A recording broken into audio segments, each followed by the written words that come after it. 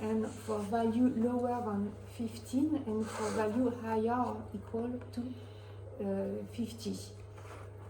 But between both, you have to interpolate, that is to say you have to calculate this, you have to consider that we have a value of 1 for slenderness ratio of 15, and you should calculate this value for a slenderness ratio of 50, and you have to interpolate with a linear interpolation, but you have the right to interpolate if the dimensionless frequency is lower than 1. Okay, this is exactly the same explanation here. Two configuration, you take the limit, the boundary of both, you make a linear interpolation, but under the condition that the dimensionless frequency is lower than 0.5. If you are not in this case, you cannot interpolate, so you cannot use this simplified approach. Okay? Now, I think we stopped here for the last courses. So now if we have the impedance function for a single pile, so for the different harmonic loading that we can have, that is to say a vertical harmonic loading, two horizontal harmonic loading, and this is the same finally, two horizontal, but there is one horizontal harmonic loading, and also a moment, and also the coupled component of the impedance function that link the fact that we apply a moment at the pile head and we define what is the induced translation, and we impose horizontal forces at the pile head, and the impedance function give what is the associated rotation at the pile head. So we have four kind of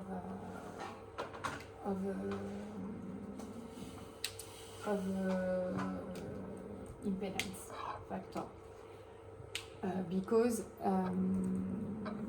the two that are for the two coupled one are equal finally. So here to go to the problems of the pile groups, we have first to calculate the dynamic interaction coefficient. So I remind you that one thing that I have ever said is that the dynamic interaction coefficient, this is not the same thing as the static one. Okay. Once we have calculated this coefficient, we will use this interaction coefficient by the same way that we do for a static case, but in the case of static loading, you have one value. In the case of dynamic loading, this is a function of the frequency. Okay? And the values are completely different. For instance, for static, when you have a static loading, most of the time we consider that we do not have any interaction when the axis to axis distance between two piles is more or less higher than 6 to 8 diameter. But this is not the case for seismic or for harmonic loading. You can still have interaction even at 6 or 8 diameter of distance. So here, this is a simple example. So we consider, so this is a top view of a 2 by 2 pile groups with a square shape. And for when we calculate the interaction factor, what we do is that we consider a couple of piles, and we consider that we are going to apply an harmonic loading at the head of, for instance, here the pile 1. We do not consider the other one. So it means that the interaction factor consider that there is no effect of the presence of the other pile. Okay? So we are going to apply one loading here, and we are going to measure the displacement or the rotation that we obtain on the pile that we have selected. So it means if we consider one kind of loading, for instance a vertical harmonic loading, for this pile we have to calculate 1, 2, 3. So 3 interaction factor, and we have to do that for each pile. So it means if we have a 2 by 2 pile groups, for one harmonic loading,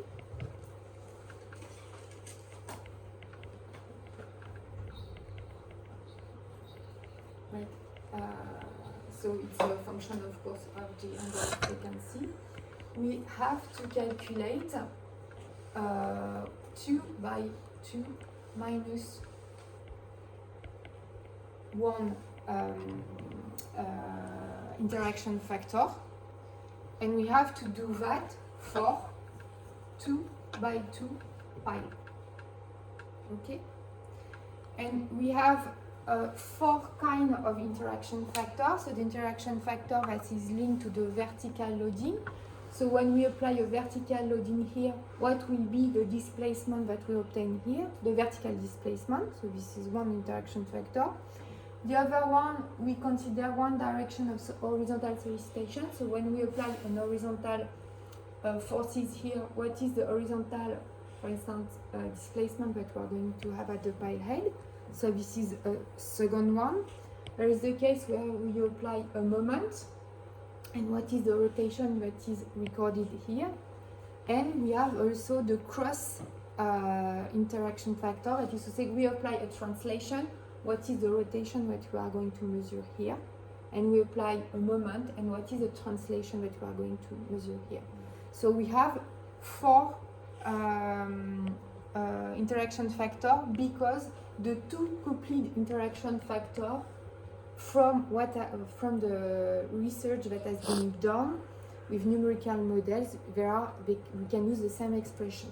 Okay, so it means for this simple case we should calculate this number of interaction factor. So this is what is written here if we consider that we have n by m pile groups. So you can see that we have a very quickly a lot of calculation. So Gazetas also propose some expression, and you are going to see here that the application of the formula of Gazetas are limited, because for instance, if we are in these 2 cases concerning the interaction factor that linked the horizontal load that is applied at the head of one pile, and what is measured in terms of horizontal displacement on the other pile, we have very few information. So it means that we do not have the data for that. Okay, so you can see that we are quickly limited here. So here this is the expression of the interaction factor. If we take this example, for instance, so D is the diameter, external diameter of the pile. AG is the axis to axis distance between the pile G and the pile E. Beta is the hysteretic damping of the soil. Okay. Omega is the angular frequency. And for this case, Vs is the shear wave velocity that is constant for this profile. But if we consider these 2 profiles, you can notice that this is not Vs but VSL, and VSL is the shear wave velocity at the bottom of the pile. Okay. concerning, so you have expression for the vertical case. Concerning the expression that link the horizontal forces that is applied at one pile head and what is obtained in terms of horizontal displacement on the other pile. So we have two expressions. So this is not very well noticed, but we have the first one.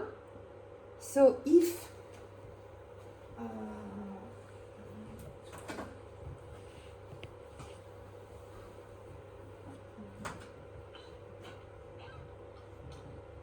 so I take once again this is the top view of the last things. So imagine that you have a direction of loading like that.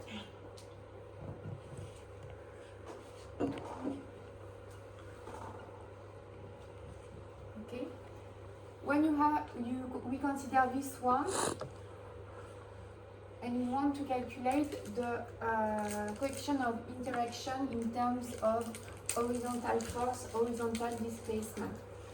Here, the angle between the direction that link these two piles and the direction of loading is equal to 0.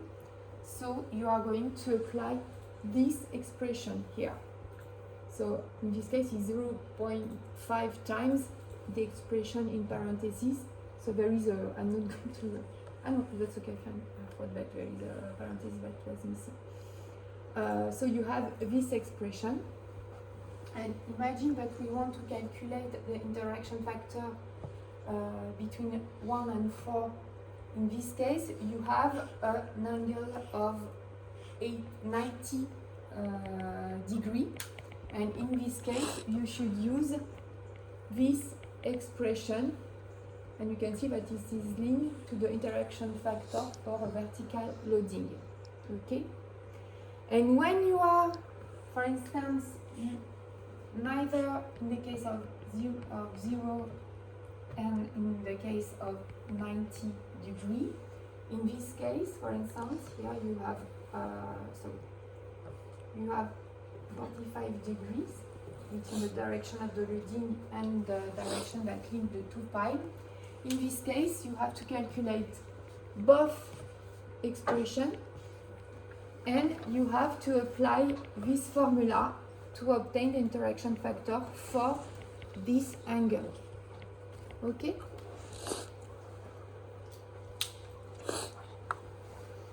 So once we have, so this is the steps for the calculation of the interaction factor. Once you have calculated the interaction factors, so this is a function, I remember. The other steps is to calculate the impedance matrix of the pi groups when it is subjected to a vertical harmonic loading. So in this case, we use exactly the same method as we use for a static interaction factor. It's mean to have the impedance function here. In the case of static, it will be the stiffness, the vertical stiffness. You multiply by the number of piles the impedance function for one pile. This is why I notice, I remember, when it's for one pile, I put the index 1. Okay, here is for vertical, and here just to remember you that this is a complex function.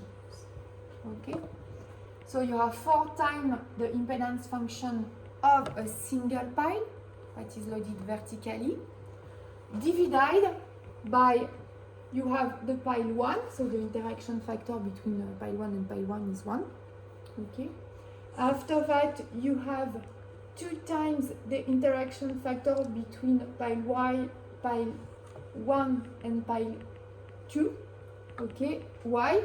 Because if you see here, the interaction factor, whatever the type of soil profile you have, is only dependent on the diameter, the hysteretic damping, the value of the shear wave velocity, and the axis to axis distance.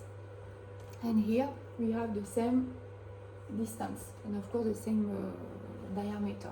So this is why we put 2 times the interaction factor plus the interaction factor between the pile 1 and the pile 3 because the distance, the axis to axis distance is different.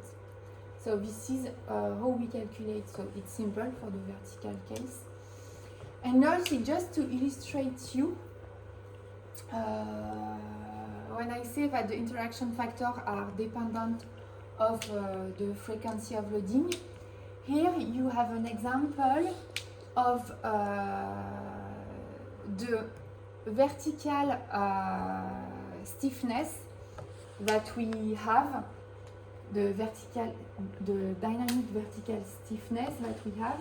So this is normalized, so you have the vertical dynamic stiffness of a pile group divided by the number of piles times the vertical dynamic stiffness of a single pile.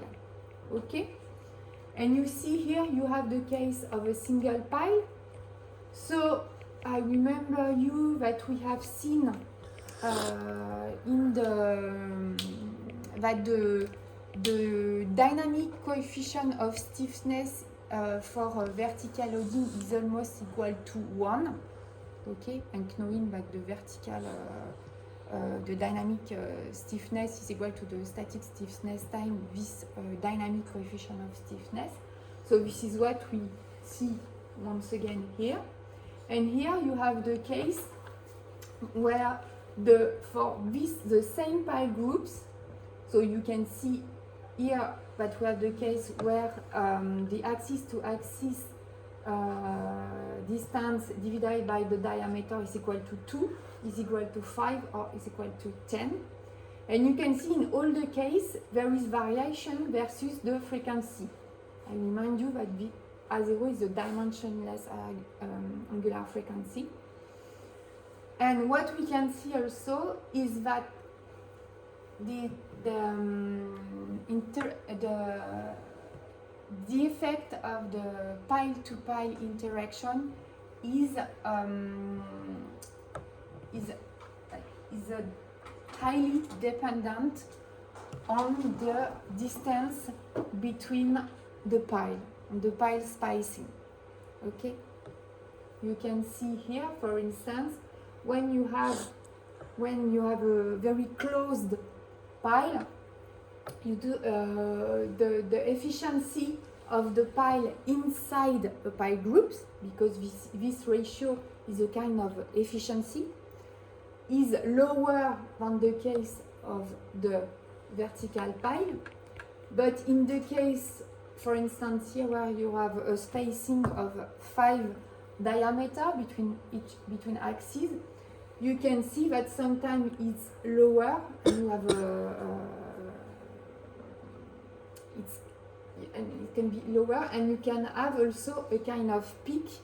So it means that here the efficiency is higher, but for a limited part of the frequency of the solicitation. Okay, and this is exactly the same thing for the damping, the efficiency of the pile groups for the case of the damping component. Okay, so once we have measured this, once we have determined so the vertical stiffness of the pile groups, we can the next steps is to calculate the component of the dynamics impedance matrix of the pile groups, but in the case of hinge connection at the pile edge. Okay, so here to illustrate how to calculate that, I'm going to explain a little bit more because it's not so clear on the slide, and in addition there is a mistake. Okay, so here imagine you have a square foundation and this is the pile, Okay, let's say that we have pile 1, 2, 3, and 4. And you apply a moment here, and you have hinge connection. As you have hinge connection, you have not rotation, but it's only transmitted through axial loading to the pile. Okay? So here you have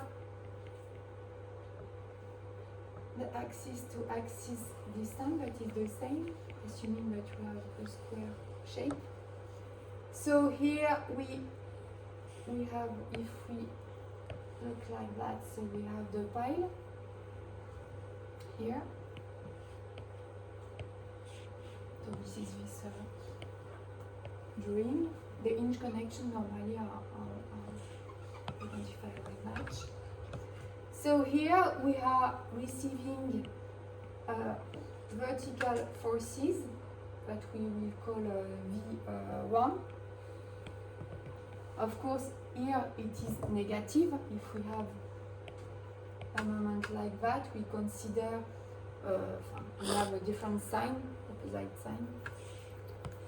And what happened is that these vertical forces, in fact, is equal to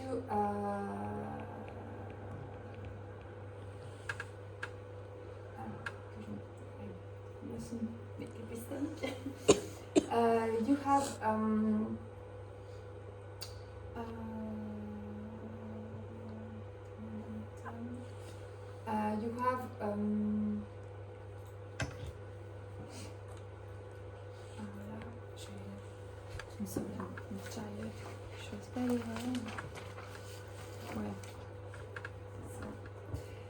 so the moment apply, if you have a forces here, oh sorry.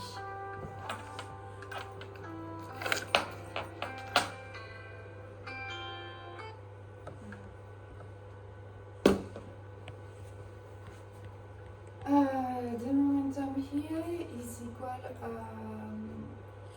so you have here, so you have the forces applied here, and the distance to the centroid of the foundation where you apply the momentum is equal, you have S over 2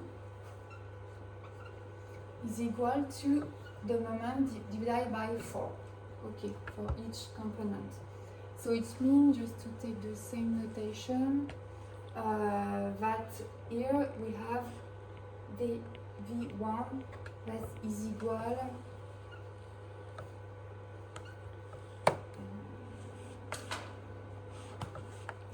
to this value. So it means as we have two piles, we have 2 times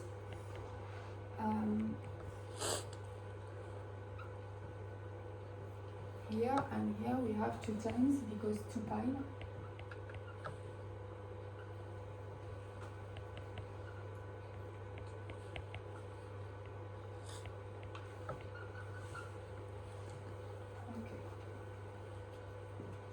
Now, if we consider now the vertical displacement of the pile groups, so to calculate this vertical displacement, we have to consider one pile and to apply the interaction factor, okay, to have the vertical displacement of the pile groups. So it means the vertical displacement of the pile 1 is equal to the axial forces that receive the pile 1 multiplied by the vertical displacement of an isolated pile under a unit of vertical force. Okay? So this is this parameter. So after that we multiply by 1 for the pile 1. After that we have to take into account the pile 2 and 3. So we multiply with the interaction factor, and of course we put a minus because the direction of the movement is in the opposite direction in this part, because we applied a moment. So this is why we have a minus here and here, and after that we take into account the interaction factor for between the pile 1 and the pile 4.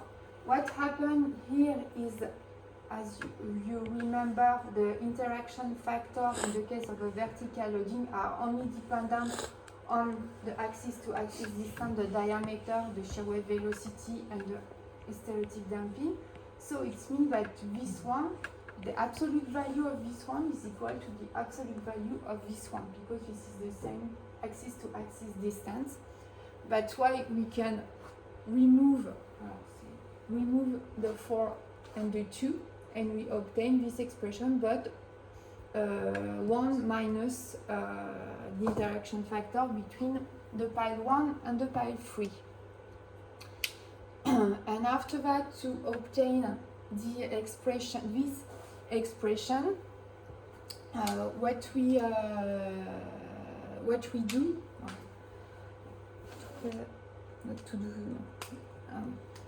what we do is that, so we have the definition of the impedance function here.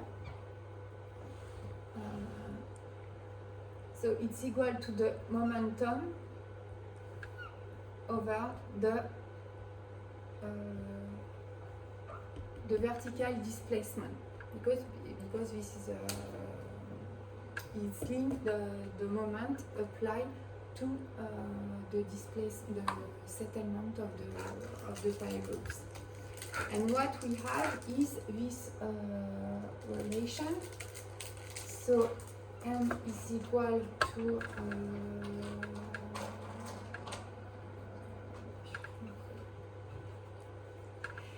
S is equal to times 2. This is where I say that there is a mistake. It is not a square, it's a 2 multiplied by 2, but you remove this one. Okay, there is a mistake on the slide. So it should be squared? It shouldn't be squared, it should be multiplied by 2. I made a mistake. So you have this expression, and if you divide by omega, you are going to have B1 omega times 1 minus okay. And this one, okay, you remove this one, and no, j'avais oublié un, S un peu V.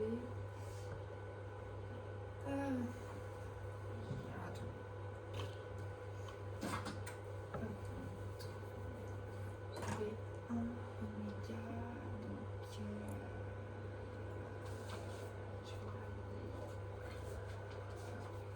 sorry. I'm tired. I'm really tired. So we have okay, that is equal to M over 2S, and we have S1. Yes, because of this derivative is missing. That is equal to D1 over omega 1. Okay, unit. To faire comme ça. So it means that you can replace. You have here and this is equal to 2 times S1. So it means that is equal to 2 times S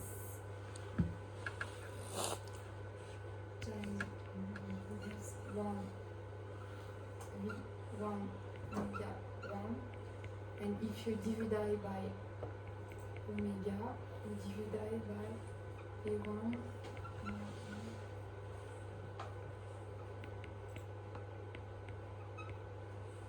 okay. And this is what is written there. Except that there is a mistake on this slide. You understood? No?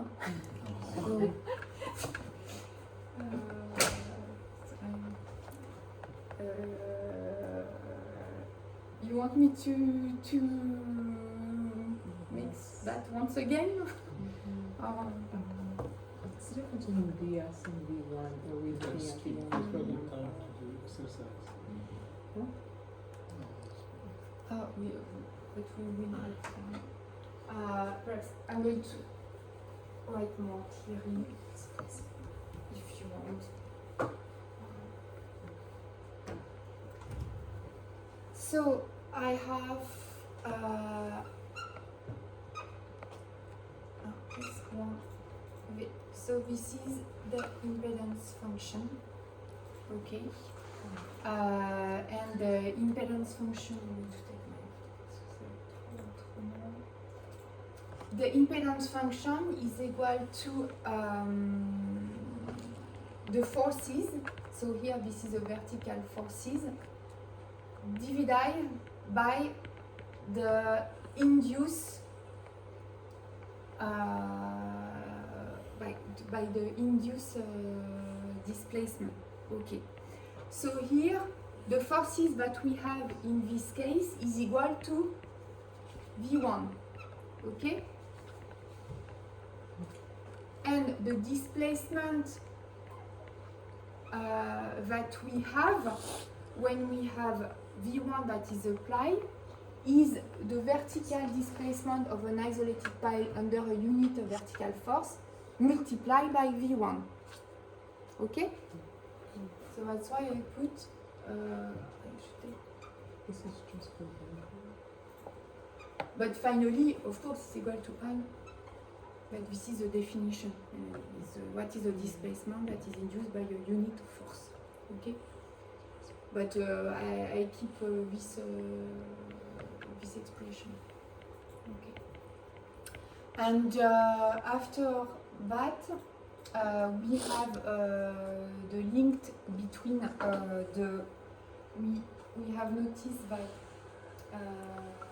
V1 is equal to the momentum applied on the pi group divided by 2 times the axis to axis distance. So that's why we have M that is equal to 2 times the axis to axis distance times the impedance of an isolated pile when it is subjected to vertical loading time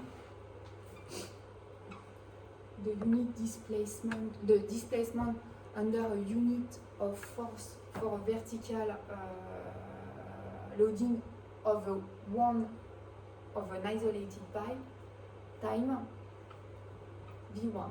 Okay, from this expression. Okay, and we have the definition of the impedance function that link finally the forces that we have and the settlement that we have, the axis forces that we have in the pile and the settlement that we record, that is equal to the momentum over this vertical displacement, this settlement. So we just have to replace here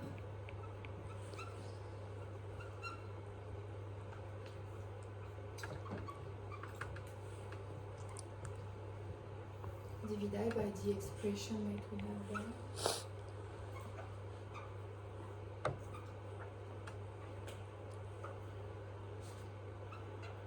Okay, so we can remove that, we can remove that, we can remove that, we can remove that, and we have effectively what is written.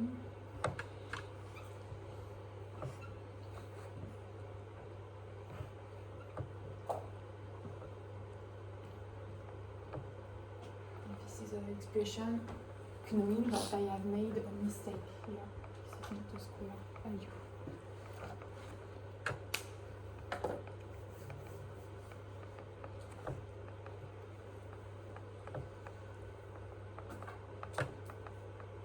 explain how the displacement is working? In the very first one, W becoming W1 times V1. Here? Yeah. This is here where okay.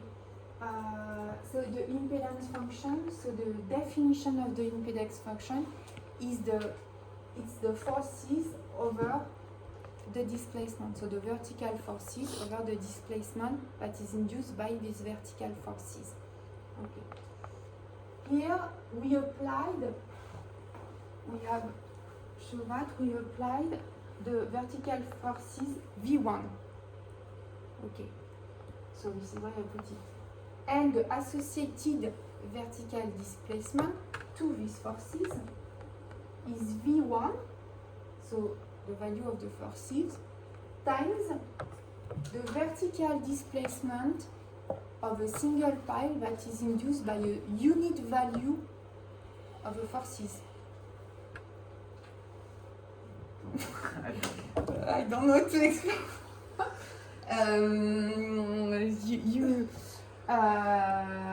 If I have omega 1, for instance, imagine I put, I don't know, 50 kPa. I got 50 kPa, that is equal to V1, okay? And omega 1 is, for instance, I've got 2 millimeter of displacement by per kPa. This is what is the 2 millimeter, okay? So the impedance function, of course, this is a function of frequency, but here, to be more simpler, we speak about value. So it's mean here, as this is the ratio between the forces over the induced vertical displacement. So I apply V1, that is equal to 50 kPa, and the associated vertical displacement is equal to 2 millimeter per kPa times 50 kPa. It's an omega and it's a sequence. Alors, here, here this is that. This is not omega.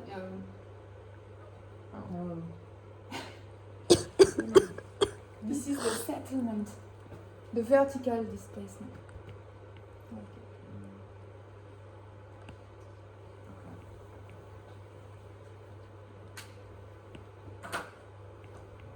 Yes, it's true that I put omega, but here, all the, sorry, I have not written, I haven't written very well, but here I don't use omega. This is always, that is the settlement.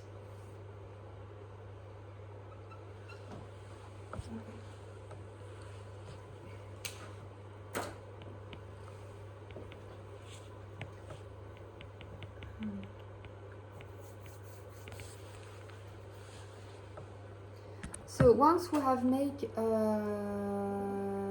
this calculation, as I will never ask you to make this calculation, it's only to explain you. Finally, we can calculate the component of the dynamics impedance matrix of pile groups after all the previous steps. Alors, I will tell you that we should calculate the dynamic interaction factor. After that, we have to calculate the dynamic impedance of an isolated pile.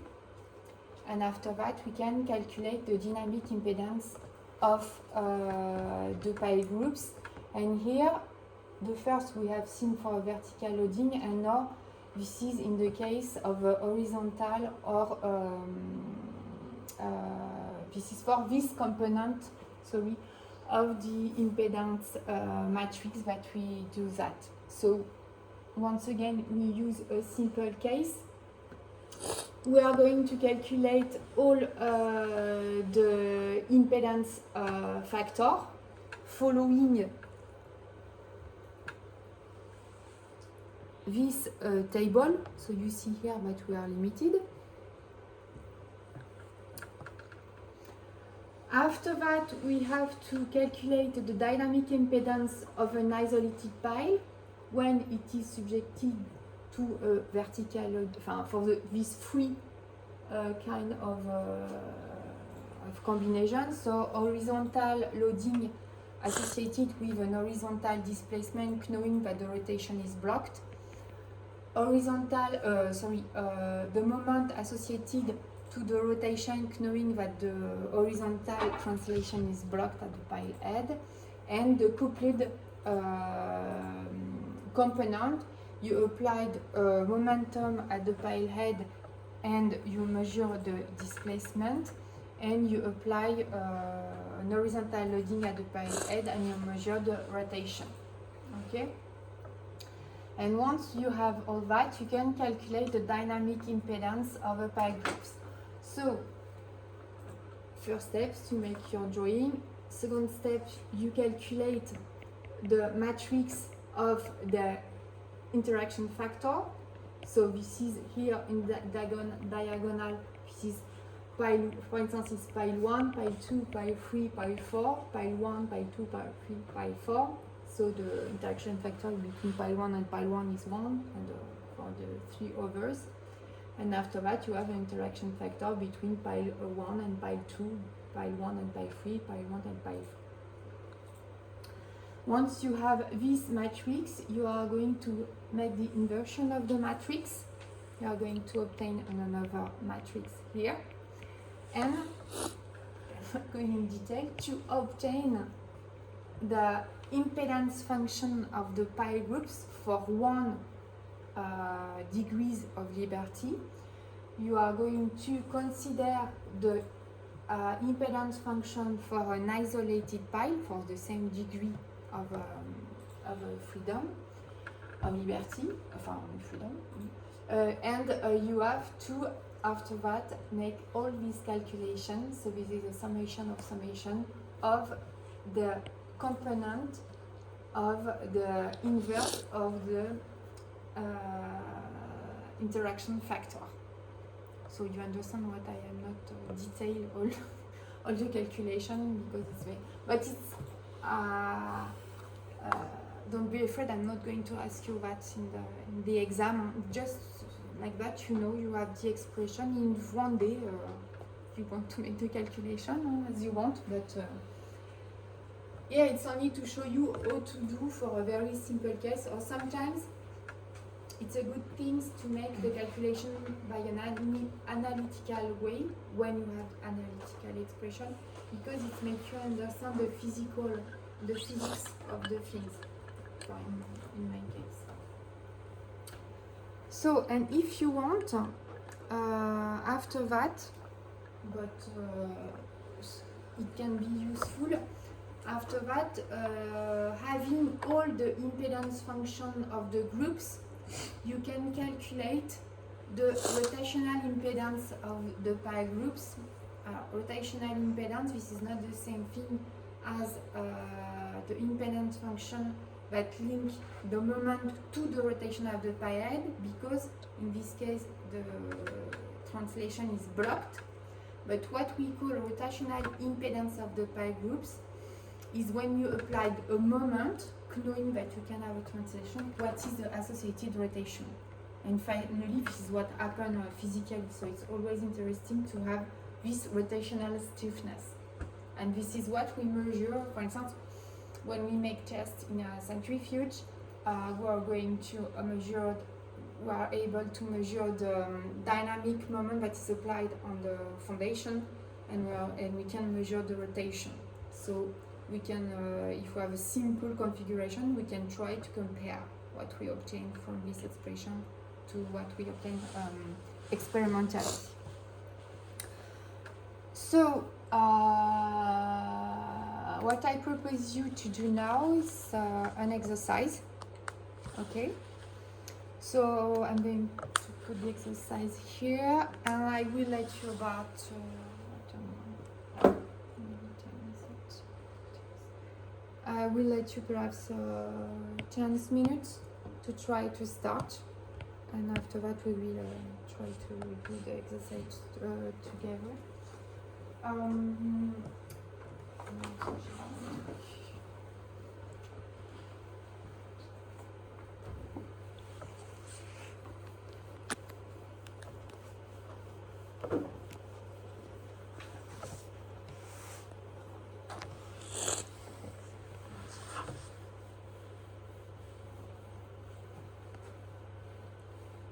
So during this process, at the beginning, I show you with a simplified approach what is the effect of substructure interaction, just to remind you.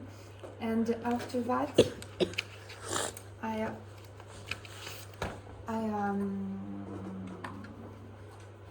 explain you the different way to solve the substructure interaction, so the global methods or the substructure methods, and this is the most used, even if it's limited to linear or equivalent linear behavior. But anyway, sometimes engineers use even when you have more pronounced linear, non-linear behavior, just to have an idea of what happens. And at the research state, we have the development of macro elements. And the objective of this development is to propose to the engineer a simple tools that will take into account the non-linearity, because global approach is very complicated, and this is not used for a common project. And in the substructure approach, so there is the first step to determine the acceleration at the base of the foundation. So we have,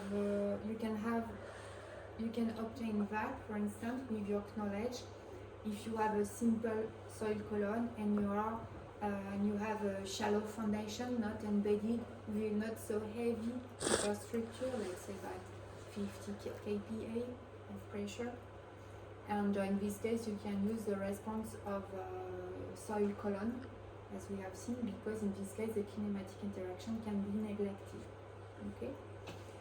And after that, the second step is the determination of the impedance function. So if you have a simple type of foundation, shallow or deep, but you can see deep finally with what I have provided you, you can only make the calculation if you have an homogeneous soil column, that is to say with a Young modulus that is constant versus depth. And but in the other case, for the three kind of profile, so parabolic, linear, and constant, you can have the impedance function for a shallow foundation or embedded foundation. But in a case of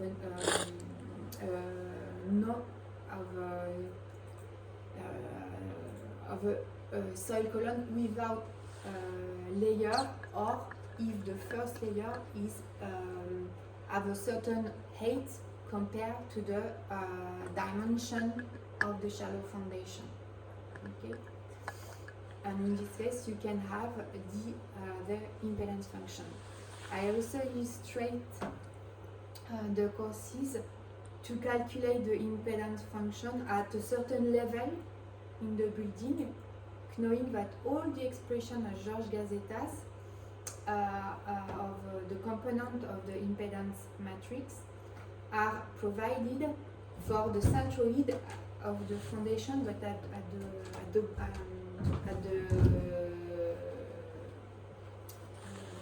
the bottom face of the foundation. Okay, so as soon as you consider you want to have the impedance function at a certain level in the foundation or in the structure, you have to use the approach that I have detailed. Okay. So, dear Simon, just to remind you of the things. So here we are going to consider a single degree of freedom systems.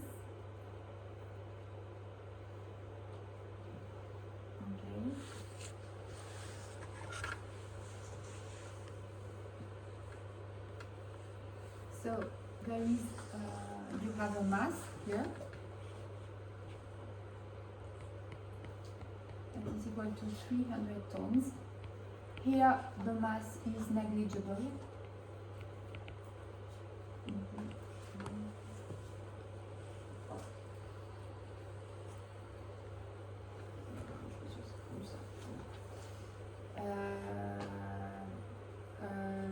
You have the 8 of the gravity center. Okay. That is at 10 meters from the surface of the soil. The soil is, so the building, to stay on the building, is characterized by a coefficient of damping of 12,500 Newton per meter per second. And the stiffness is equal to 10,500 Newton per meter. Okay. Here we have the soil. So this is an homogeneous soil with a shear wave velocity of 100 meters per second. We have a Poisson coefficient of 0.3, and we have a unit weight of 1 Newton per. Okay. And from here, the foundation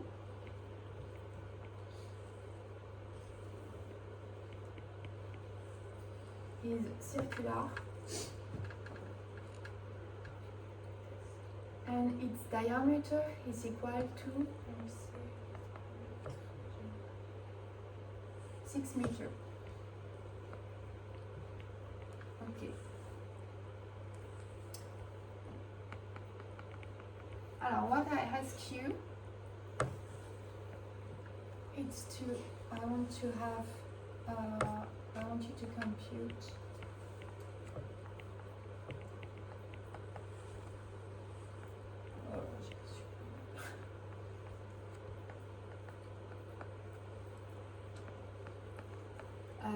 the damp natural period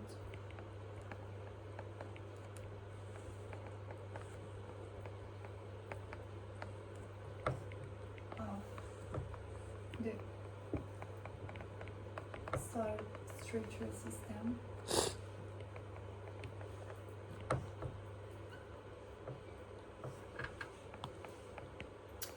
in different cases.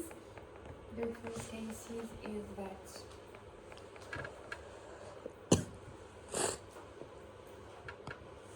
assuming fixed base condition,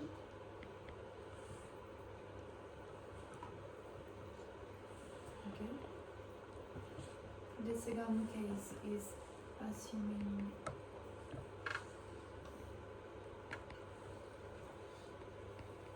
that the footing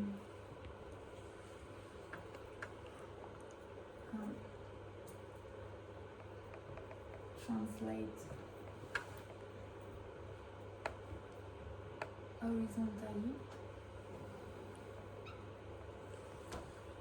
without rotation.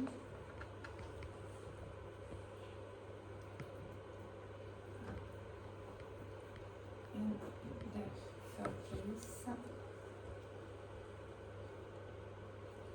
assuming that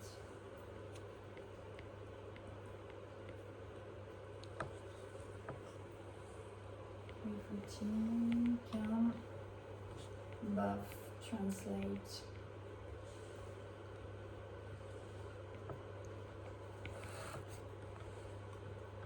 and rotate. Okay.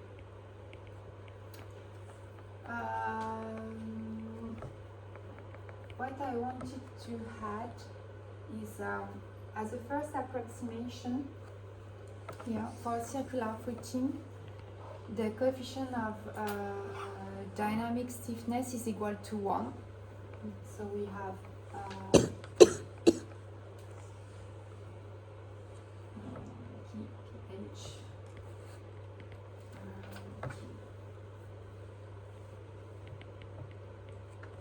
Okay.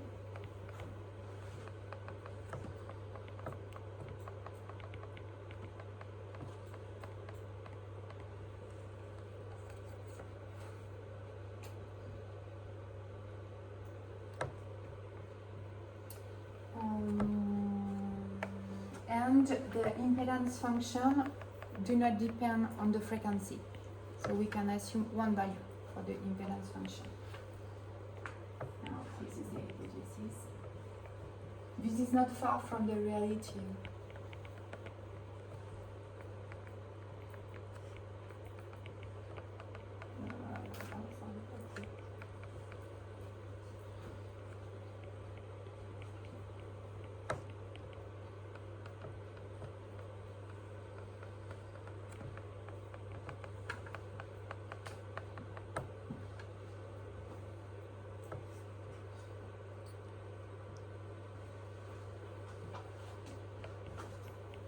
And here I'm going to give you the terms.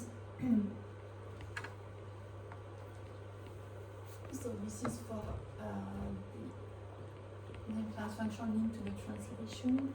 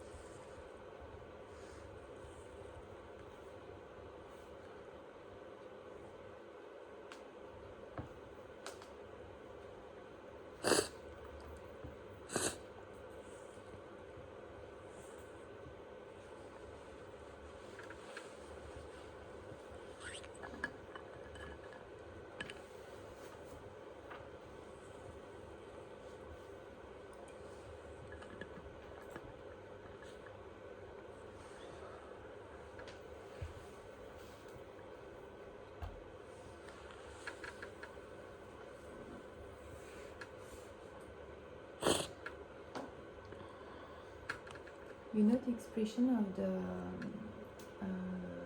damped angular frequency? What is into the period? You know this expression or not? When you have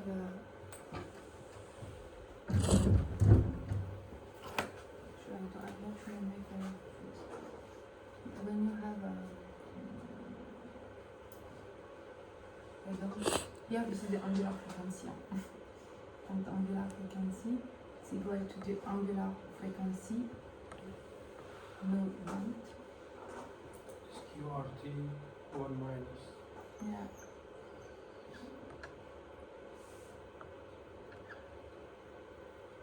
And here this is the down. This one.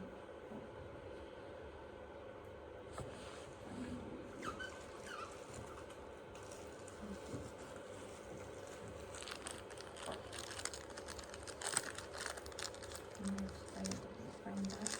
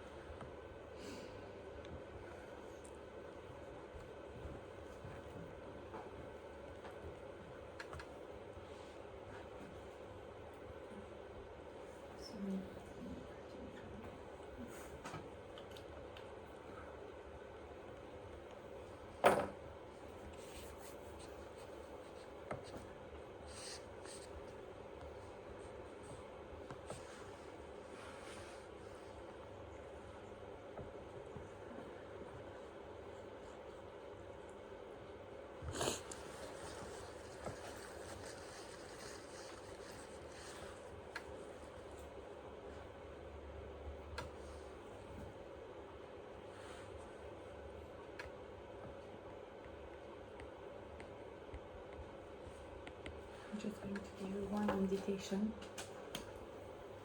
I will have to search in your courses. Slide 3. It's in slide 3, page 6, yeah? I speak about this number. Page 6. Yeah, yes. that's it. Yes. Page 6, slide 3.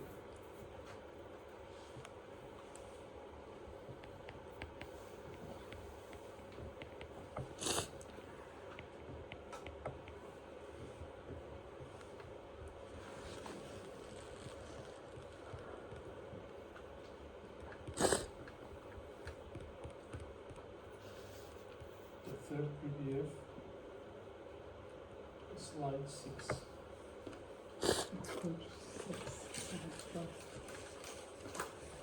Yes, when I speak of the number of slides, this is the one that you can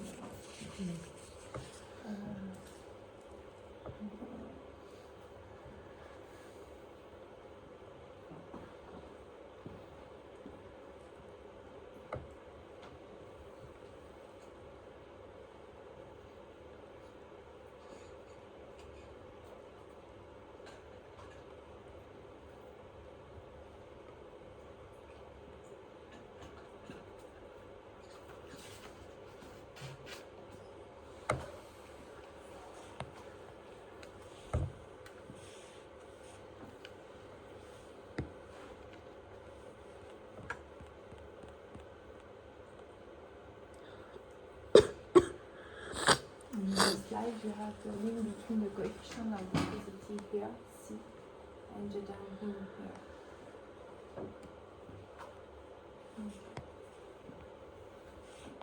And with no damped angular frequency is linked to the mass and the stiffness.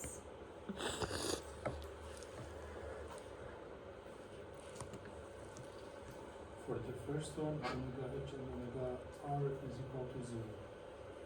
For the first case.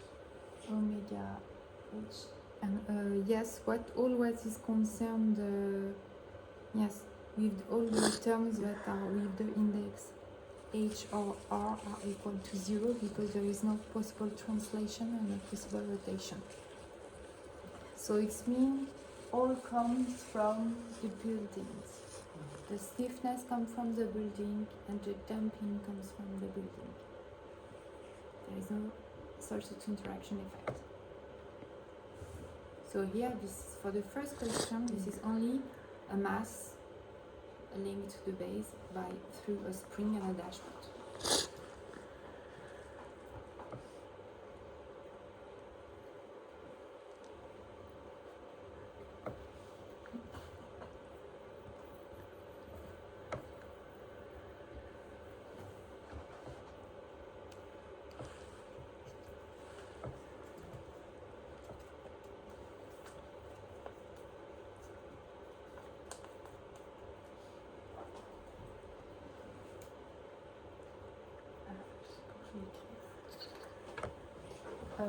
Can I remove that?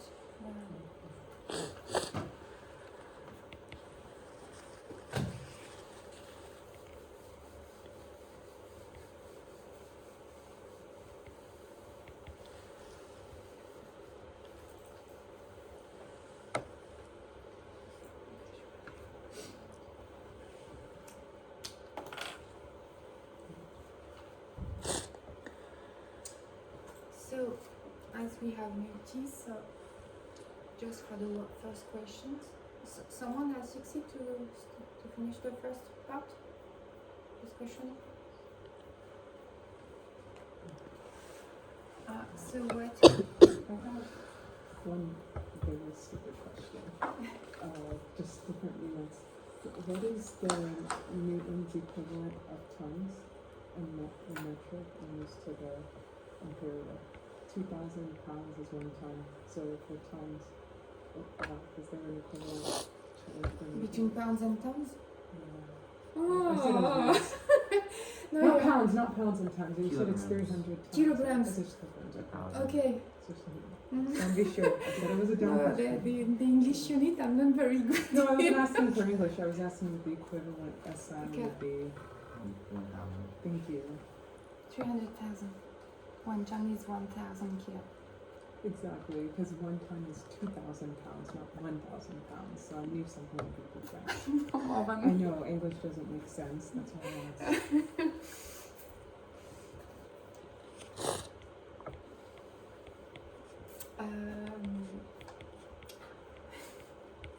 As soon as I'm reading a paper with the English unit, I'm completely lost. I have to translate. So what I ask you, so it's the period of the damped systems. And this period of the damped systems goes to 1 over the frequency of the damped systems. That is equal to 2p over the angular frequency of the damped systems. And as I notice, the angular frequency of the damped systems is equal to the angular frequency of the systems times the square root of 1 minus the damping of the systems. Okay. For the first question. Just power 2. Oh yes. So for the first questions, finally there is only all comes as I received from the building. So we have the angular frequency of the building. We have the damping of the building and that's all. Okay. So to determine this damped angular frequency, we need to have the damping associated with these systems. So in this case, we have the index B here, and so we are going to calculate this one, and after that we have to calculate the angular frequency of the undamped systems. on the slide 2, you have the relationships between the damping of the systems and the coefficient of viscosity that is provided. Okay. No, sorry. That is linked to the KB here. Here is when you have soil. Yeah. So it's linked to KB here. So for the undamped frequency is equal to KB. Divided by n. KB divided by m. Okay. And so you can calculate it, and after that, for the damping, you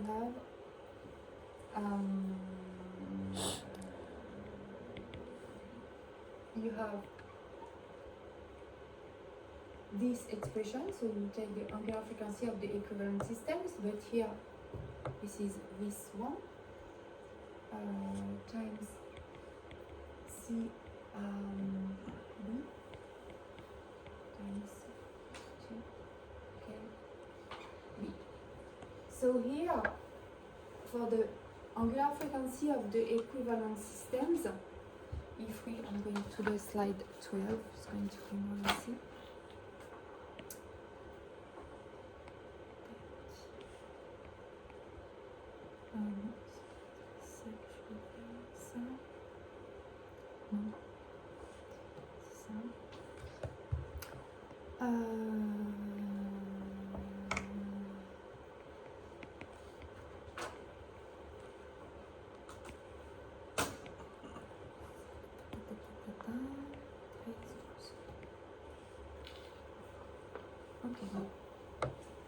So here there is only the building. So as there is only the there is only the building because there is no possibility of translation or rotation. So we have this expression, only omega 1 over finally the angular frequency of the equivalent model is equal to the angular frequency of the building. So okay, so here we have all the data because we have this information that is here. Here it's B. So this is a B here.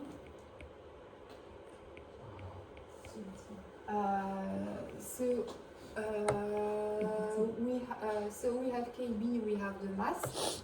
I'm going to use the same notation. We have the mass. So it is equal to 5 pointing out to now be careful. I don't know if it's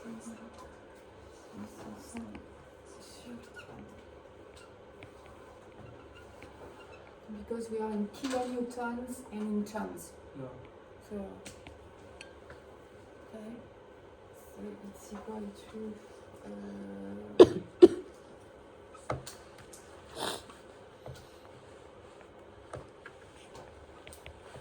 okay.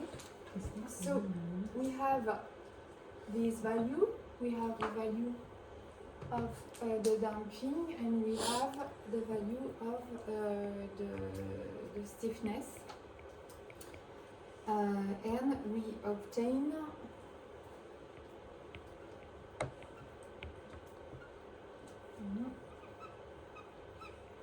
so this is a very small value, but it's linked to the building. So we have these two parameters here. So by applying this expression, we can obtain the damped angular frequency that is equal to, because the difference is very, very small. Okay? So in the absence of rotation and translation, we have a damped period of 1.06 seconds.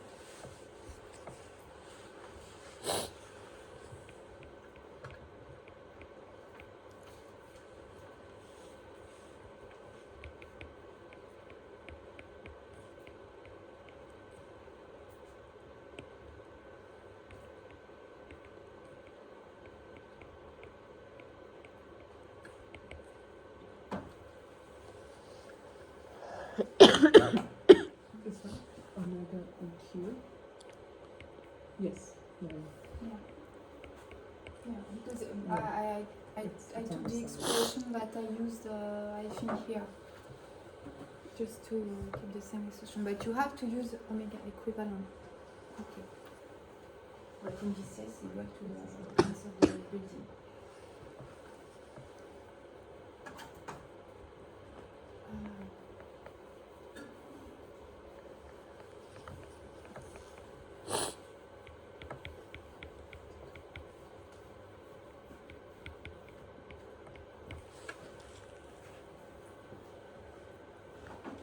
So for the second case, so we still have the effect of the building. So we have KB, we have CB, but we also have the possibility, due to such a interaction, to have a translation at the base of the foundation. Okay? So it means that you have to introduce K, X and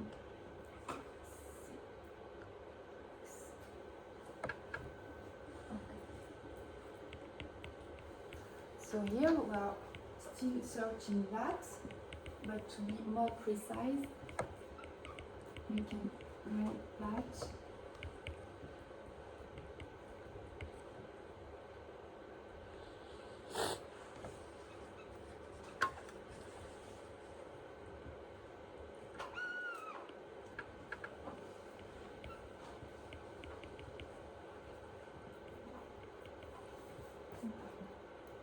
So you have to calculate the equivalent angular frequency of the undamped systems, or the angular frequency of the equivalent systems, equivalent undamped system. And you have also, for the equivalent system, to determine the associated damping. And here, thank you. And here, I remind you that there is no hysteretic damping, okay, in the soil. I only indicate Vs. So it means that you only have radiative damping. So it means that these terms are not going to introduce these terms that is linked to the hysteretic damping.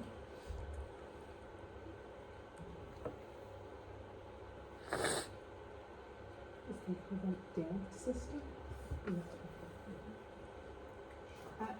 Here is damped and here is undamped.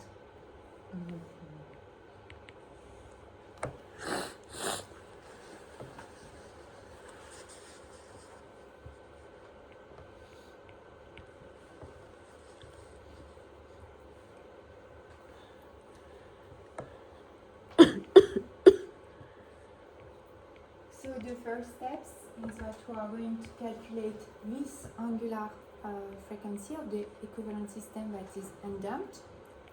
And for that, we are going to use this expression. And in this case, as we do not have possibility of rotation, this term is going to be removed. Okay.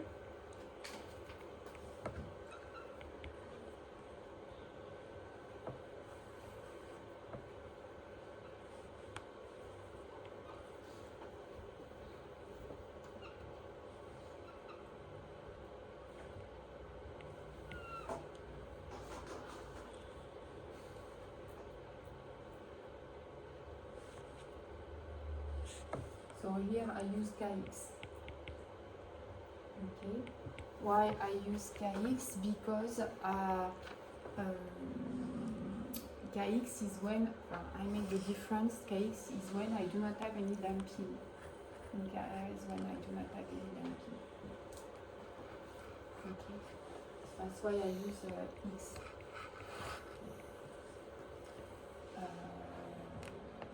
And I also use X here because it's when you do not have radiative, when you do not have hysteretic damping.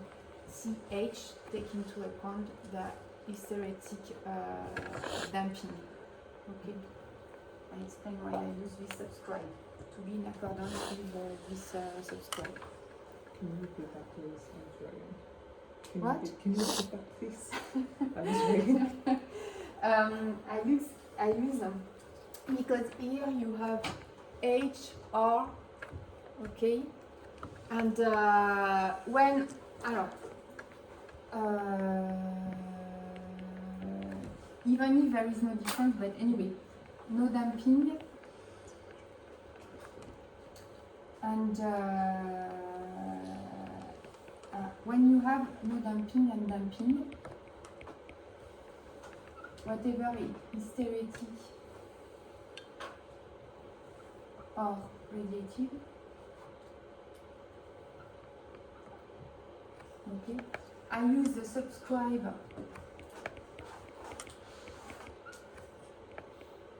X and theta, X theta for K, okay, Kx theta, and when I have, it's a way to make the difference. When I have damping, I use this, sorry,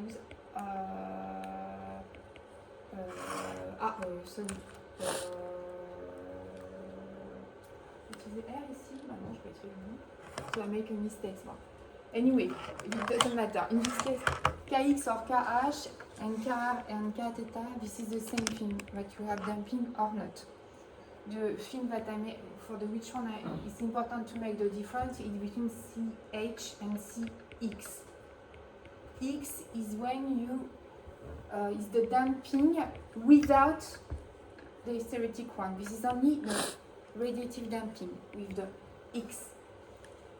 Theta is the same thing for the rotation. You only have radiative damping and not hysteretic one. When you use R or H, it means that you have radiative damping plus hysteretic one. So one for each, if you want both. Yeah.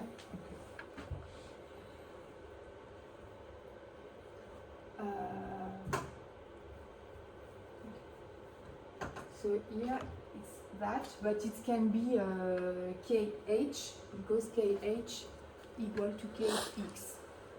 Okay, X is without hysteretic damping and H with hysteretic damping, but there is no difference finally.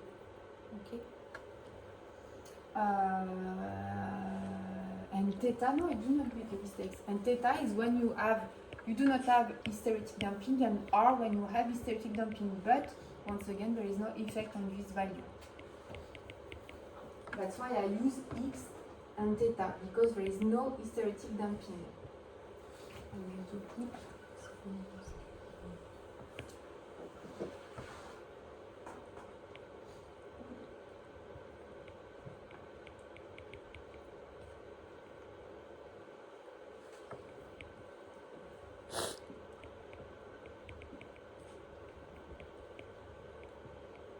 you always have the damping.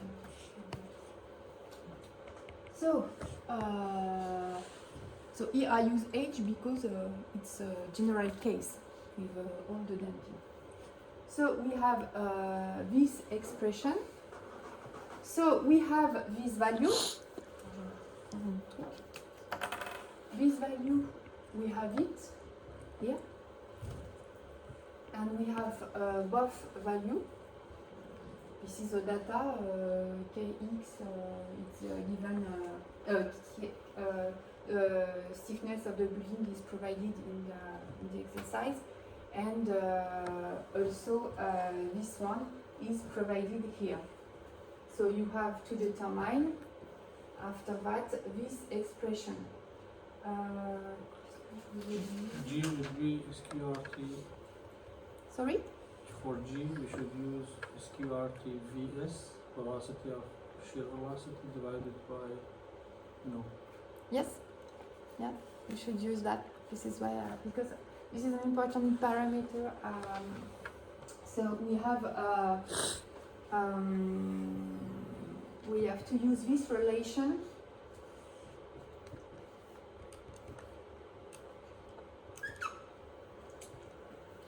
in the first courses on the soil dynamics, you have, if you remember. So in the exercise, I provide you the value of the shear modulus and the value of the density of the soil. So you can obtain the shear modulus here. I don't know if I have so for the shear modulus, so you calculate the shear modulus. So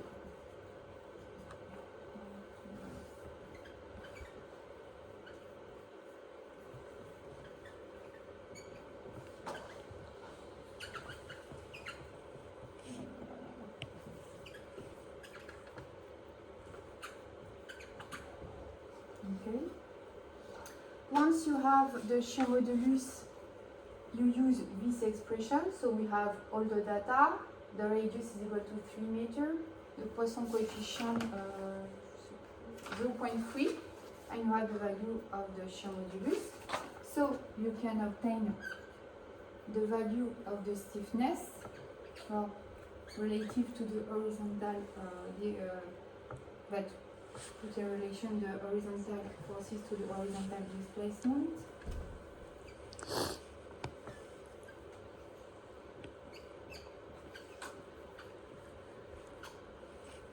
I hope that I do not make any calculation error. And after that,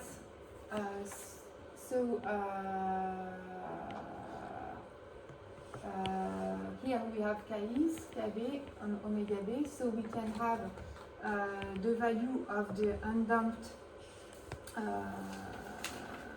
angular frequency. That is equal.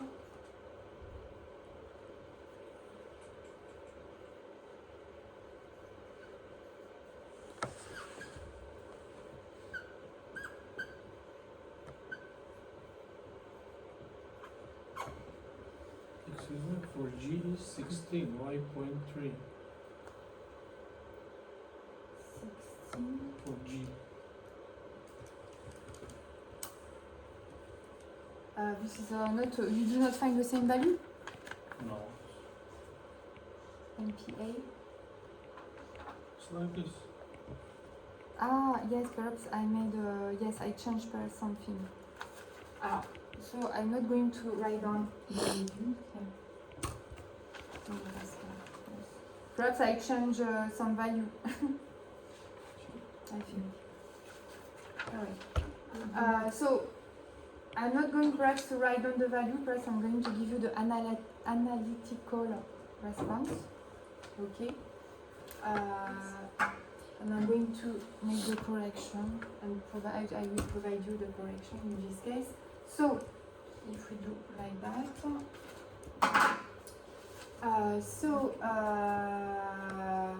we are calculating, so G that is equal to times Ex squared. After that, we can calculate Kx that is equal to 8 times G soil times the radius divided by 2 minus the Poisson coefficient. After that, so we have the value of omega b and kb, so we can determine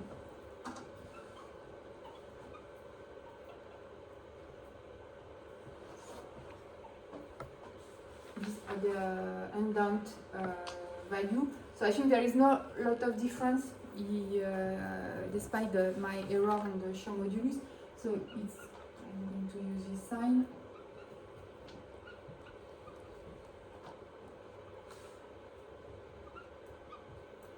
Okay. After that, we have to calculate the damping of the equivalent systems. So for that, we have to calculate this coefficient. Okay, and like that, we can calculate after that this value. Okay, and we ever have calculated this value. So after that,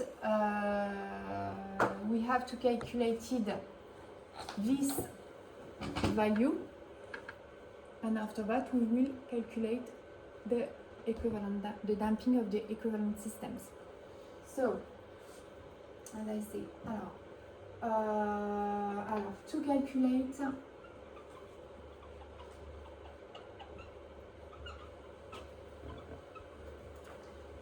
first steps, we have to calculate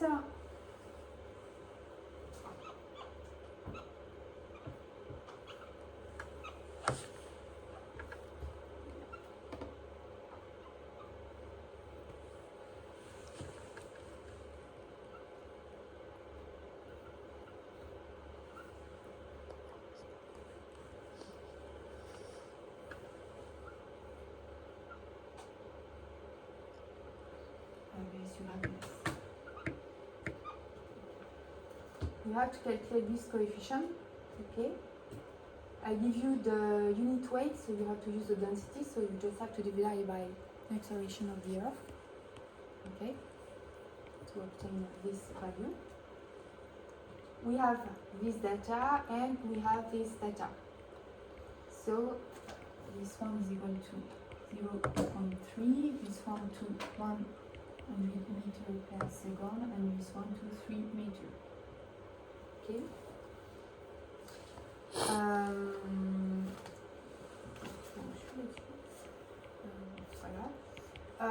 After that, once you have calculated this expression, you have to use this.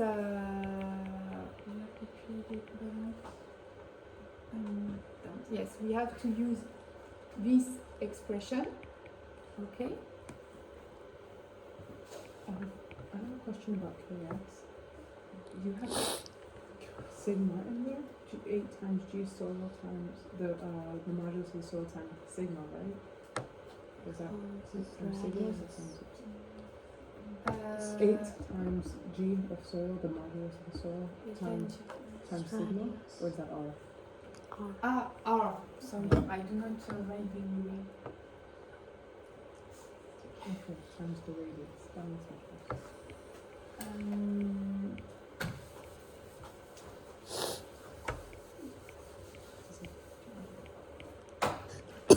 So after that we are going to, as I say, use this expression.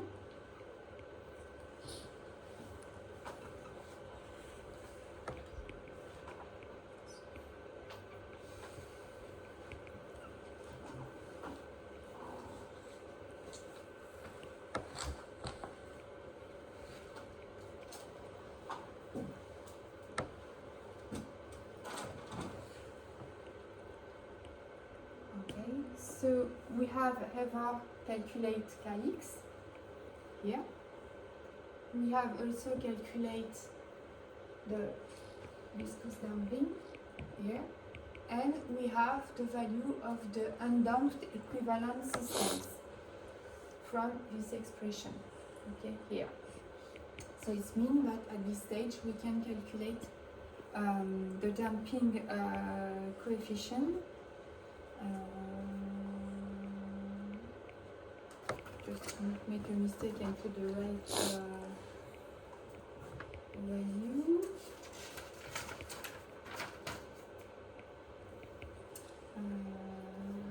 No. This is equal to 0.05. Okay. So now we have to calculate. We have to calculate this time this coefficient, because during the first steps this coefficient has been calculated, but for the angular frequency of the equivalent system with only the building. So we have to make once again this calculation. Okay, because we change the equivalent system is not the same. So after that, so we use once again.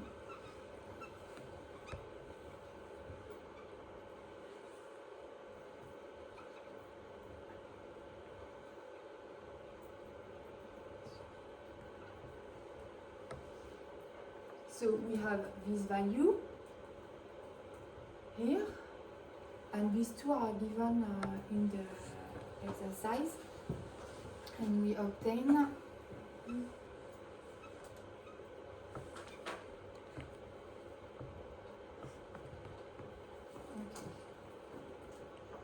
so after that, the only thing, because we have to calculate the damping of the equivalent system by removing these two elements, no hysteretic damping and no possibility of rotation. And the thing that is missing is this angular frequency. Yes, I think I do not remember. Yes, this angular frequency that is provided by this expression. But here, kh is equal to kx, so we have omega.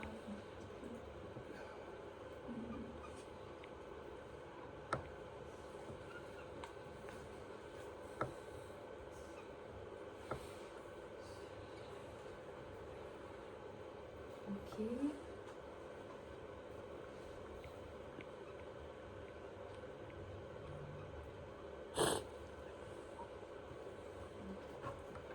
So now we have all the parameters to determine the damping of the equivalent system by using this expression.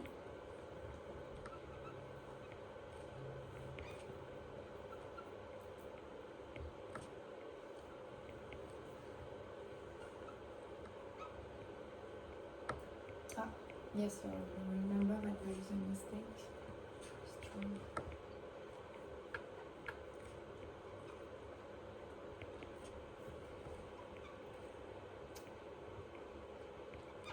Okay. And we obtain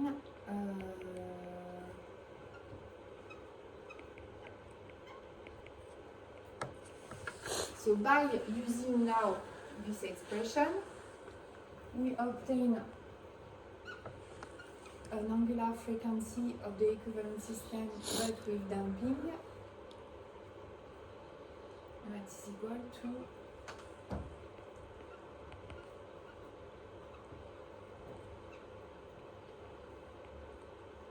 and in this case we have a period that is equal to 1.086. I remind you that the first one was 1.06. So you see that the substitute interaction enlarge the period, but not so much in this case. Okay. So, where is it? What did we write for gamma size equal to stuff like that? What is it equal to? That because I give the unit weight of the soil. Raw soil. This is the density.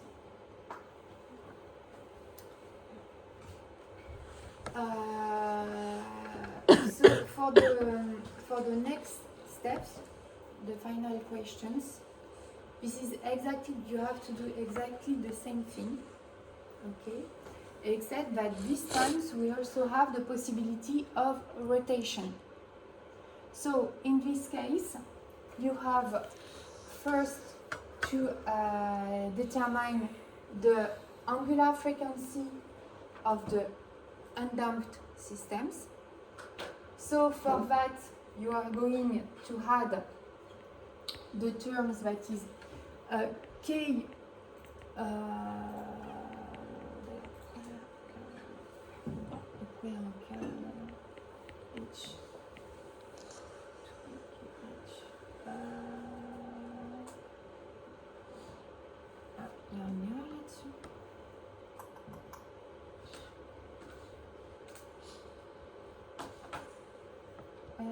here there is a B that is missing.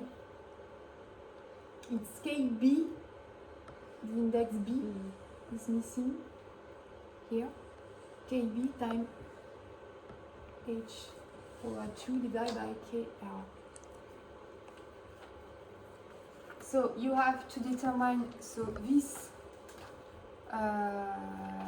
expression. you have to determine this expression. So you ever have calculated KB? No, you have KB. You have ever calculated, you have ever KH that you have calculated here. So you have to calculate KR, but in this case we do not have hysteretic damping, so it's K theta. So you have this expression here. So for G soil you have ever calculated here. Okay. So you have all the parameters, all the data to obtain the angular frequency of the equivalent system when you have the flexibility of the building, the possibility of translation at the base of the foundation, and the possibility of rotation at the base of the foundation. Once you have calculated, so we are at this stage, we obtain this new value. I'm going to put that in green.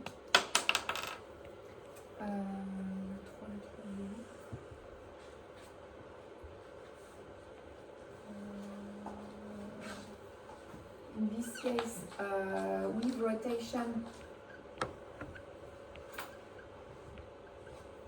we have omega that is equal to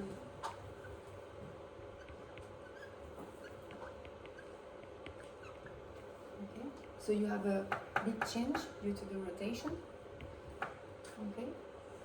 After that, the other objective is to calculate the damping of the equivalent systems. So for that, we are going to use this expression. Okay. In this expression, we still have the value of omega B, omega H. We are going to calculate the value of omega R that is provided here. So you have the value of KR that you have ever calculated to obtain the angular frequency of the undamped, of the equivalent undamped systems. Okay. So you have once again you should once again calculate this coefficient because we have changed, the angular frequency have changed of the equivalent system. So be careful to take into account that and to not use the previous value for the damping linked to the building, the translation, because you remember in this simplified approach we consider that the damping at the resonance frequency of the systems. Okay, so as we have changed the angular frequency, we are this is the angular frequency at the resonance, so we have to change the value of the damping. And you are going to calculate this damping, so for that you have to calculate this value, so you have all the data to calculate this value. So you can calculate this one, and like that you have, because you remove that, we do not have any material damping, you can obtain this value for the equivalent damping. I only give you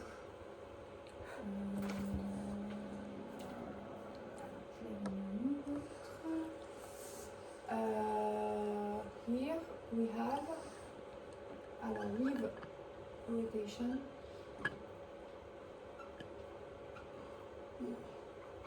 So we have okay. And now we have all the data. We have this data when we have the building, flexibility of building, damping of building, translation and vibration due to surface interaction. And in this case, we have omega equivalent damped that is equal to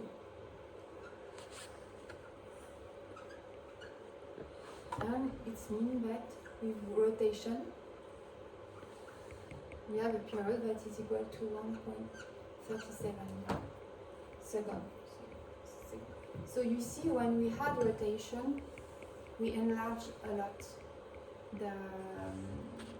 the period, the natural period of the systems. So you can see with this exercise the effect. What is the effect of the source to interaction, even if it's a simplified approach.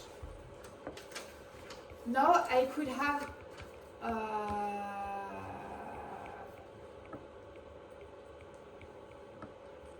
I could have here when I use that, it's come from the expression of Gazetas but simplified.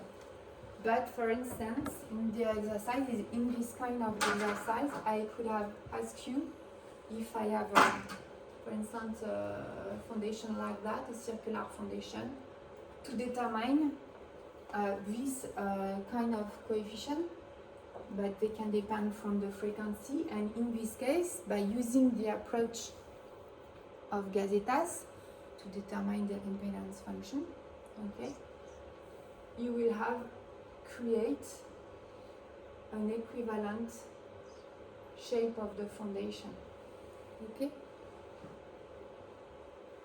And in this case, you have 2L, 2B, even if it's the same size as this is a square shape. But for a more general case, if I give you a foundation and ask you to calculate the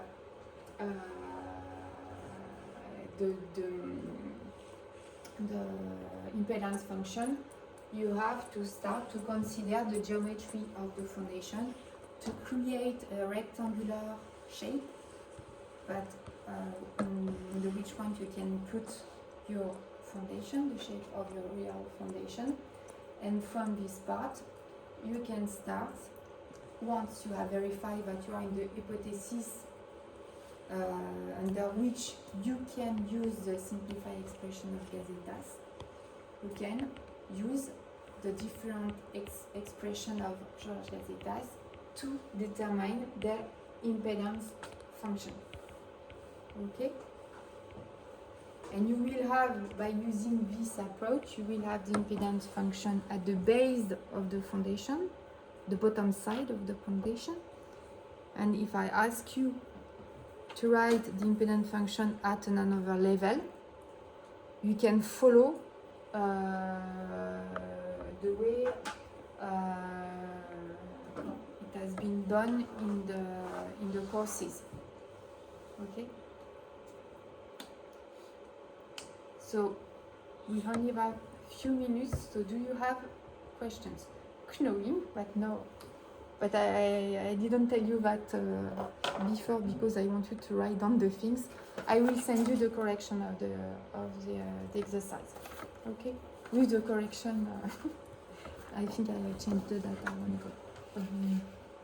With each omega that we're calculating the equivalent of, you've given us the undamped, so we're trying to calculate the equivalent damped each time.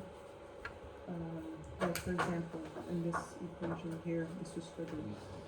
Why we have to calculate one time for the three different things? Why you have to calculate? Not why I'm saying do it. This is the equivalent. That's what we have a damp system, so this we need to be using damp. Put the equivalent damp each time. No. To determine. I remind you. This is I don't remember in which slide. In this approach, to determine the damping of the system in the simplified approach, we want one value. Mm-hmm. So we consider that the damping of the system is the damping of the system at resonance. Okay? So, as there is not so many difference between the damped and the undamped systems, what we do is that we use the angular frequency at the resonance, but for the undamped systems. Okay? And what I said is that when we perform the second, even the first, for the first one, we have calculated one time this, using the equivalent angular frequency of the angular frequency of the equivalent system, but we were, je peux pas cacher, mais we were, there is only this component that is not equal to 0 because we do not have such interaction. So we have this equivalent frequency that is equal to the frequency of the building, the resonance frequency of the building. So we have calculate that. And after we can calculate that, because here you can imagine if we use undamped, we cannot solve because we undamped we need the damping, but the damping is dependent of the frequency, so we cannot. So that's why we say we consider we calculate the damping at the resonance of the equivalent system when this equivalent system is undamped. Okay. So here, add if you want. This is the undamped angular frequency of the equivalent systems, not the damped one. Okay. And when we have performed the second, when we have solved the second questions, as we have had terms that come from substitute interaction due to the possibility of translation at the base of the foundation, the angular frequency of the undamped system has changed. Okay, so we have for this step calculate once again the new value of the damping coming from the building because it is dependent of the angular frequency of the equivalent system, the undamped equivalent systems, and we have to calculate this one. And for the third calculation, once again, because each change once again, we have to calculate these three terms for the angular frequency of the undamped equivalent systems due to the flexibility of the building, due to the possibility of translation at the base of the foundation, and due to the possibility of rotation at the base of the foundation.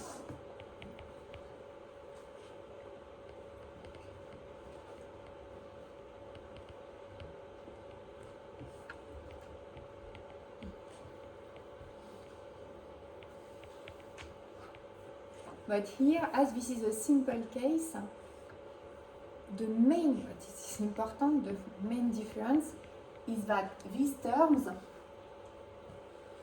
the stiffness, as I have said in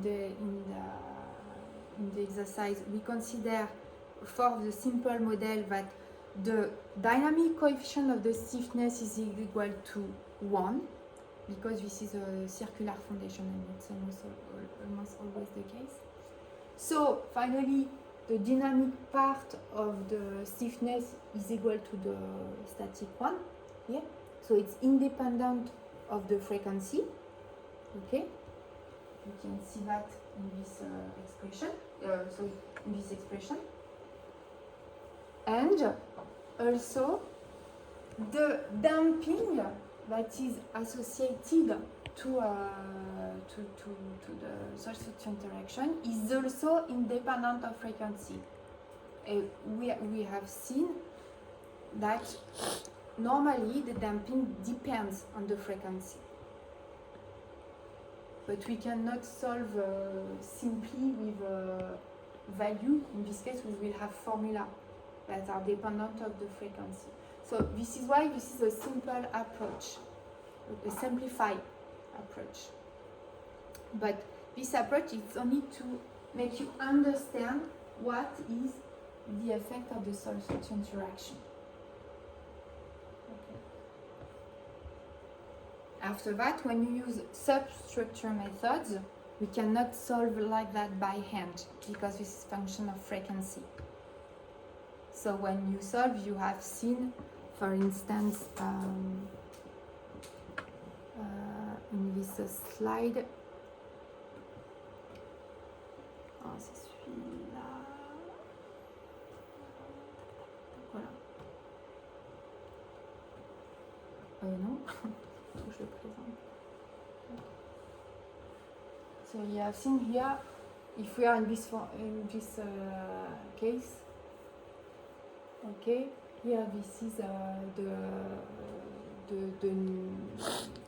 the stiffness part of the impedance function that is normalized by the number of pi times the stiffness part for a single pi of the impedance. You can see that it varies a lot.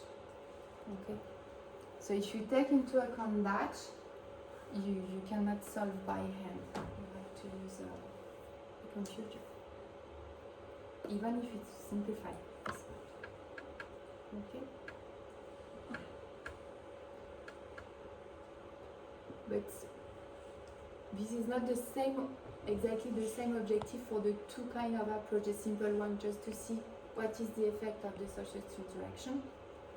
And after that, when we speak about direct method, substructure method, and macro element, normally you should use numerical model most of the time. I just want to illustrate that in the case of the first step of the substructure, for direct method, always numerical model. For substructure method, in some steps, it can be simple.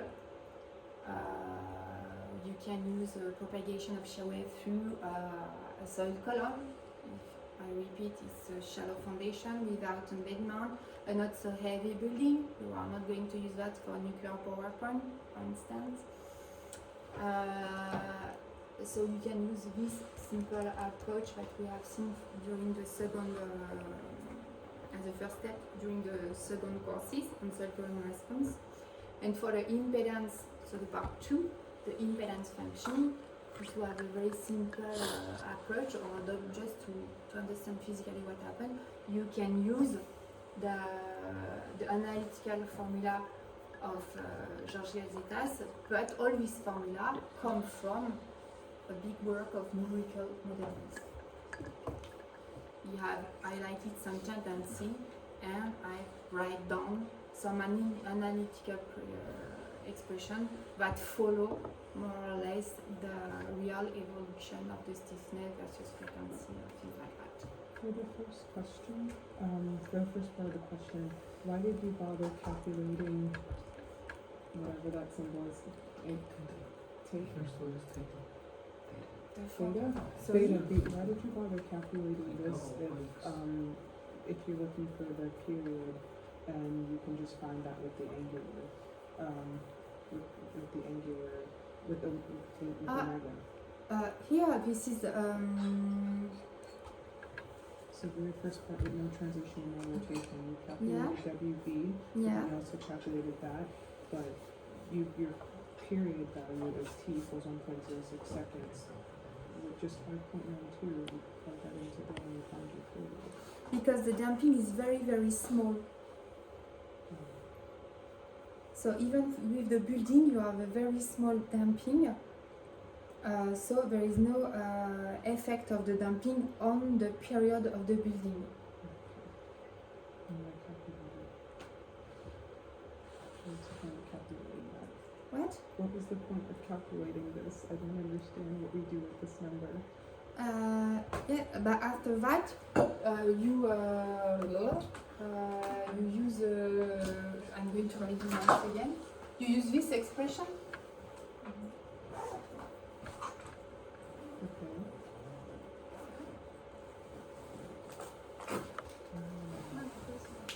It doesn't take out, but your number is 1.06, and you get the same value if you don't do that.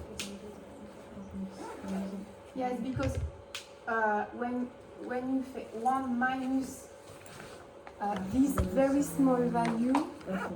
or perhaps it's 1 point, I don't So it's remember, not 1.060002, and okay. that's why. Just to highlight here, there is no lot of effect.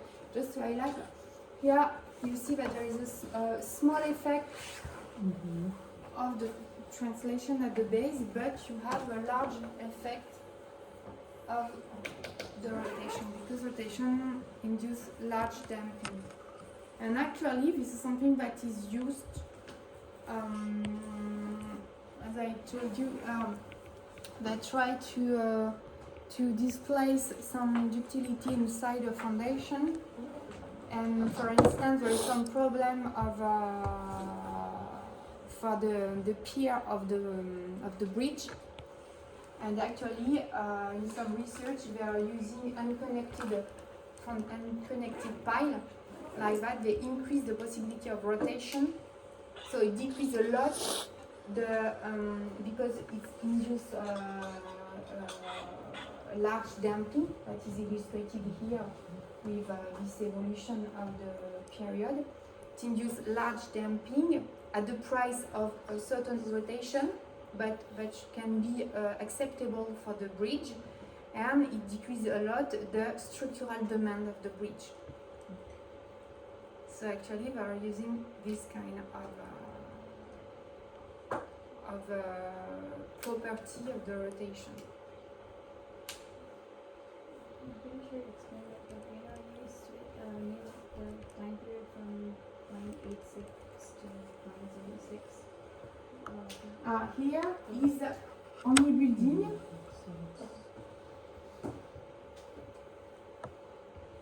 Here is with translation.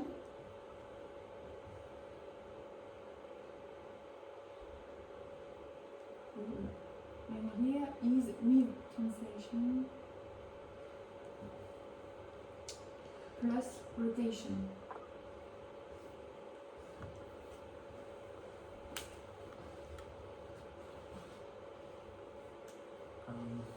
What do you write down here? Theta is proportional to x because there's no hysteric damping, or the bottom corner?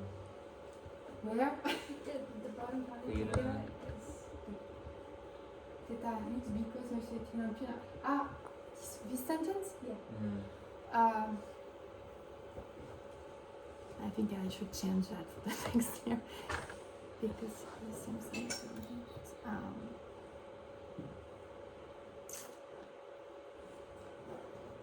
Okay. Was here.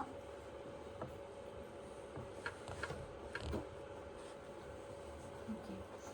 Alors, I use the index for the translation. I'm going to take the example. Rotation is the same. I use the index x here or here when I am in an equivalent systems where there is no material damping. Okay. And when there is no material damping and only radiative one, there is no effect on the stiffness. Okay. I use the index H here when I am in an equivalent system where there is material damping and radiative damping. So as there is no effect of the damping on this coefficient, Kx, we have Kx that is equal to Kh, whatever, because the stiffness is the same, if we have hysteretic damping or not. Okay? But here, in the expression, I use, you see that you have the index H when you have the radiative damping that is included in Cx because it's representative of the radiative damping, and here you have the terms that had the hysteretic one. So it means that x and theta refers to the case that we have an equivalent system with only radiative damping, and the subscribe X and R, sorry, H and R refer to the case that we have an equivalent system with radiative damping, but also with material damping. That's why in this exercise, as I didn't give you any value for the material damping, I use the subscribe theta and x. Just to be in accordance with this slide.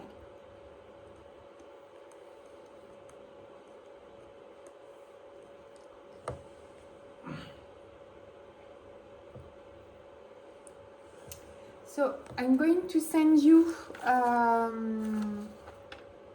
correction of that. The exam is in January, if I remember. So if you have any question, you can send you can send me an email. You have my email. I think it's you. No, you. I don't remember. So you can give my email to the other student. So if you have questions, you can send me an email. Perhaps I will not give you a response on the day, on the day after. For the exam, if it's the same thing as the last years, you do not you cannot have the courses with you. Okay. And but if you need, for example, if you need some complicated expression, in this case, I will put the expression inside the exam. Perhaps all the expressions are not won't be useful because if I give you the expression, you only have to take it and put the data. Perhaps I will give you some table or things like that. I don't have do the exercise now. Normally, I give you some question on the courses just to see if you have understood the courses. And I give one or two exercises, depend on the length of the exercise. Okay? So I will send you perhaps tomorrow or this week. You have questions? Could you please explain one more time the shape? The shape? The shape? The shape. So you will find all the things in the paper of Gazetas, but I can explain once again. If it's there, it's okay. I can find it. It's only if you have, imagine I give you an exercise, you have your shape like that. Okay. To use the expression of Gazetas I've seen from the result of this numerical modeling that the general shape do not have a lot of influence, and you have almost the same result if you consider instead of this shape you try to find a rectangle. Not very good analogy. It's an example now. Okay. If you consider that this is this kind of foundation, okay, with a length that is equal to 2 times L and a width that is equal to 2 times B. It's important to make the difference between this one and this one because, of course, when you apply, I think it's more understandable with the rotation. When you apply a momentum in this direction, you can easily understand that it's going to be more easy than in this direction. Okay? So you have to be careful in the direction of the loading due to the fact as soon as you have a rectangular shape. If you can put that in a square shape, but you have to find the rectangle or the square shape that fit the best the shape of the foundation. But it's explained in the. This is what you have.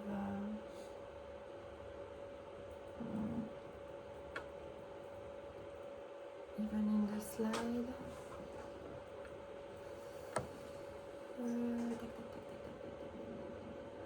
Oh no. Sorry. Okay. This is what is explained here. Okay. So you have the shape and you have to find the rectangular shape that best fit the foundation shape. And also be careful if, for instance, there is embedment to take into account this depth and not this one. Okay? So before starting an exercise, look all the details.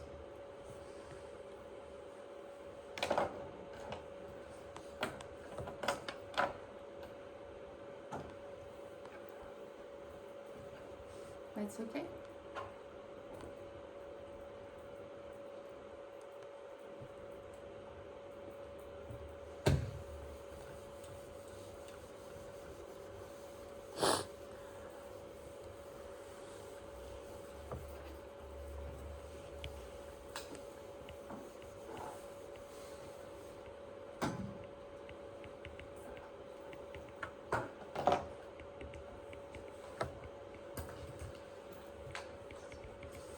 So it's late.